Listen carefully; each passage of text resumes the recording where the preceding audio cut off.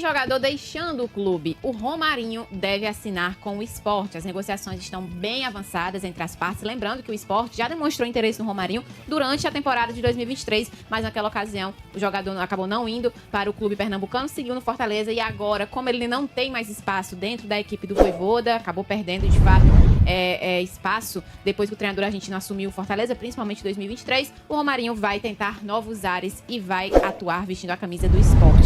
Muitas dúvidas aconteceram também já nessa manhã sobre uma possível negociação envolvendo outro atleta, se teria algum tipo de informação nesse sentido. Mas o Alex Santiago estava aqui no Jogada do Primeiro Tempo e negou que essa negociação do Romarinho envolva uma proposta também de outro atleta do esporte, uma vinda de um atleta do esporte em troca aí do Romarinho. Foi o não Fábio tem nada Mateus, disso, o o nome Fábio especulado, Mateus, né? exatamente. Então, não tem nenhum tipo de negociação nesse sentido. O Romarinho vai, a gente aguarda para saber o desfecho da negociação em termos de valores e tudo mais, porém não vem nenhum outro atleta do esporte dentro dessa perspectiva, que seria o Fábio Mateus. Além do Romarinho, André, a gente segue ali naquela ladainha de Caio Alexandre, né? O torcedor fica na expectativa. Vamos para a próxima temporada um reaproveitamento do Romarinho? Eu acho que não. O Romarinho ele já vinha sem espaço nos últimos anos, nessa temporada principalmente com o Vojvoda, e o Fortaleza vai fazer mais investimentos em jogadores de frente, ele por ataque, é onde o Romarinho joga, né? Do lado esquerdo já é muito movimentado, tá faltando Moisés, tem Pedro Rocha, tem também ali o jogador Machuca. Do lado direito você tem o Pikachu que renovou, você tem o Marinho, o Caleb pode cair por lá. Então o Romarinho, e como centroavante você tem o Galhardo, você tem também o jogador Lucero, e o Fortaleza deve trazer mais peças de ataque. Então o Romarinho ele já estava hoje no fim da fila, e eu acho que a tendência é ele continuar no fim da fila no Fortaleza se ele permanece. Portanto, essa saída eu acho que vai ser benéfica pro Romarinho e pro Fortaleza. O Fortaleza tá encaminhando aí uma ida dele ao Sport, deve haver uma compensação financeira, o Romarinho, o Fortaleza deve se executar a venda, né?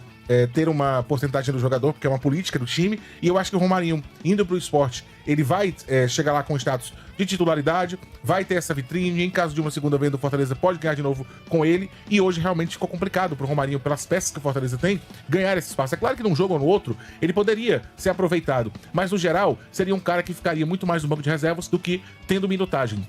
E por ser um cara até com valor de venda, a minutagem pra ele é importante. Estar aparecendo, estar na vitrine é importante. Acho que é uma negociação positiva pros dois. Pro Romarinho, que vai poder jogar um pouco mais. Pro Fortaleza, que vai ter o produto exposto e que pode ganhar também numa situação de venda posterior. Acho que nesse momento era o mais correto fazer esse movimento de mercado. Se ele permanecesse, ele continuaria escondido, como ele ficou escondido durante essa temporada. E tem também a atualização sobre Caio Alexandre, Marta Negreiros. Não anda. Na verdade, a situação do Caio Alexandre, ela simplesmente existe o interesse do Palmeiras, existe o interesse do Caio em ir para o clube, existe a boa vontade, digamos assim, do Fortaleza de negociar, mas não existe proposta. E não chegou até agora. E as informações que vêm... Papel timbrado não teve. Não tem nenhum tipo de... Não, o Palmeiras não fez proposta ainda para o Fortaleza nessa negociação com o Caio Alexandre, pelo jogador. Então, não tem como as coisas andarem. Não tem como a gente trazer uma atualização de tipo, o Palmeiras fez uma proposta, o Fortaleza não gostou, pediu mais, fez uma contraproposta. Não existe, não, porque não houve nenhum tipo de proposta até o momento. E aí, o que é que acontece? O que vem da imprensa de São Paulo é de que o Palmeiras, durante essa semana, vai fazer uma proposta. Isso já acontece há 2 semanas. E não chegou ainda. E no Fortaleza é a mesma coisa. Eles estão esperando pela proposta que não chega. Então, tem o que fazer. Se o Fortaleza já detém aí, já acionou a opção de compra do Caio Alexandre, já pagou 2 parcelas, conta com o jogador e o Palmeiras demonstra esse interesse, mas não faz a proposta, no momento tá tudo travado, tá tudo parado, porque não tem o que ser feito. Apenas aguardar o posicionamento do Clube Paulista, que sinceramente eu não entendo. Por que se demonstrou interesse, se quer, se já tinha tudo combinado com o staff do jogador e com o próprio atleta já há um tempo, por que não finaliza logo esse negócio, né? Até porque houve também a situação do Cauli. A gente entendia naquela situação que eles estão indo no Cauli, mas aí não deu certo também. Mais forte, né? Eles voltam as atenções pro Caio, mas não chegam juntos. Então, de fato, fica aquela coisa que ninguém sabe o que fazer, né? É só esperar. Tá tudo nas mãos do Palmeiras no momento, porque o Fortaleza não tem o que fazer, de chegar lá e exigir alguma coisa. E o Palmeiras é quem tem que tomar essa iniciativa, que no momento ainda não foi tomada. Pois é, o Fortaleza tá na dele, tá resguardado e sabe que se não chegar uma proposta que não for vantajosa, que não seja uma proposta interessante ao clube, o Caio Alexandre vai ser adquirido, o Caio Alexandre vai ter contrato direto com o Fortaleza e permanecerá no clube. Acho que quem mais tem que ficar numa posição de neutralidade é o próprio Fortaleza. Sim. Quem precisa se movimentar é o Palmeiras, e no caso do Caio Alexandre andou dando algumas declarações recentemente, dizendo que ficava muito feliz com o interesse de um grande clube como o Palmeiras e etc. Não sei se pode acontecer alguma movimentação por parte dos agentes dele, dos representantes dele. Mas quem mais fica numa posição de neutralidade, de esperar as coisas acontecerem, é o próprio Fortaleza. E o Caio Alexandre sabe que ele tem um bom contrato reservado para ele na próxima temporada, seja no PC, seja no Palmeiras.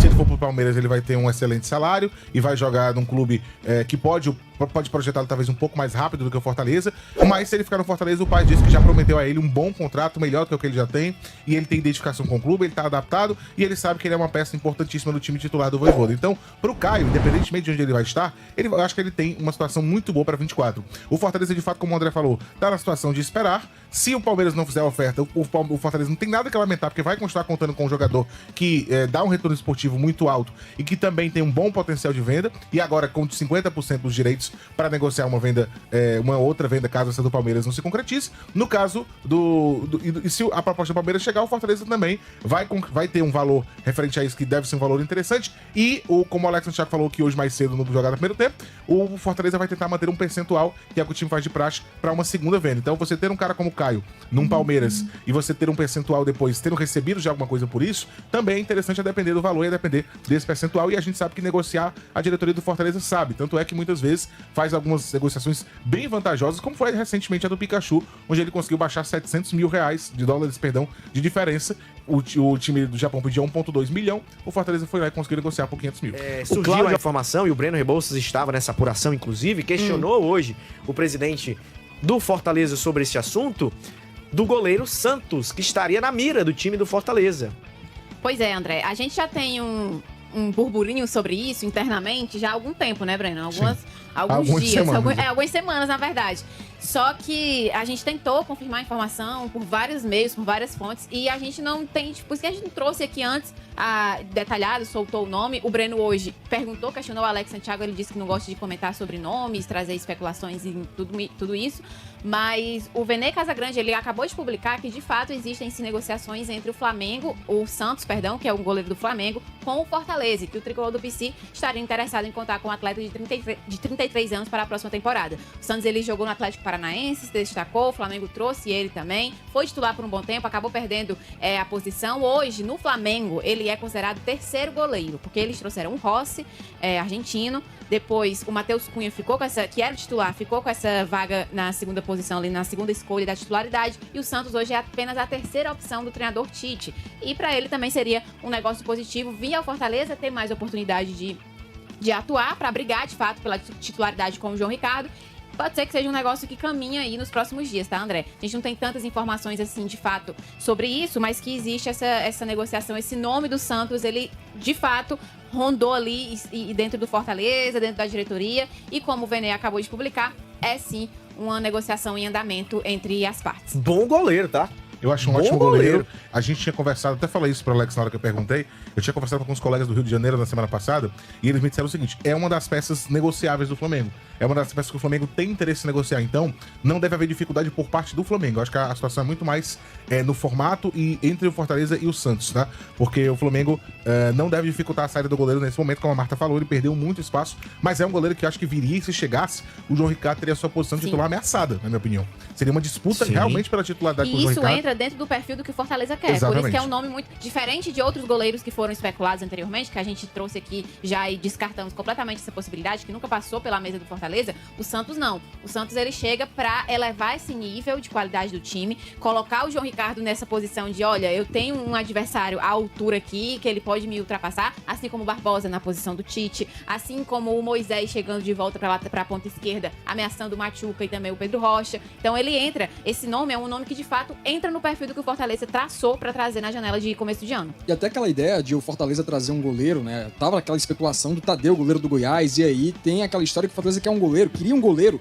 com experiências em competições internacionais. No caso, o Santos tem experiência em Copa Sul-Americana, Copa Libertadores, além de ser campeão da Copa do Brasil e também Sul-Americana pelo Atlético Paranaense, e por ter jogado em esses grandes clubes, nos grandes cenários de futebol brasileiro. É uma situação diferente, é um goleiro que, como o Breno também falou, chega para poder disputar o espaço com o João Ricardo e, ao meu ver, com o tempo, assumir a titularidade no Leão.